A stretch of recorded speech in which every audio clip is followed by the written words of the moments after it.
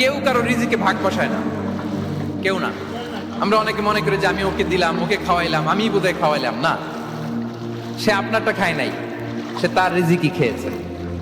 আমাদের ঘরে আমাদের বন্ধু বান্ধব আসে অনেক সময়, আমাদের ঘরে অনেক সময় অতিথি আসে, তাদেরকে আমরা আপ্যায়ন করি, তাদেরকে খাওয়াই। আসলে সে আমারটা খায় না, সে কারটা খায়? তার নিজেরটাই খায়।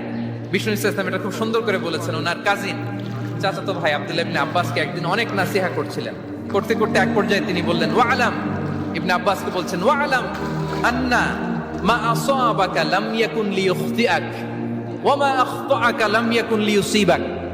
আব্দুল্লাহ, জেনে রেখো, যেটা তুমি পাওয়ার এটা তুমি কোনোদিন হারাবা না। যেটা তোমার হওয়ার কথা ছিল ওটা তুমি কোনোদিন মিস করবা না।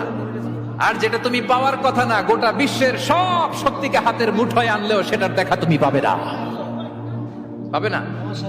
ওয়ালাম আন্নামা আসাবাকা লাম ইয়াকুন লিইখতিআক ওয়া মা আখতাআকা লাম ইয়াকুন লিইউসিবাক রুফিআতিল আকলাম ওয়া জাফফাতিস সুহুফ।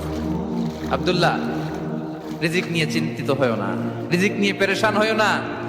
প্লে ইউর রোল, রিজিক ইজ ফিক্সড।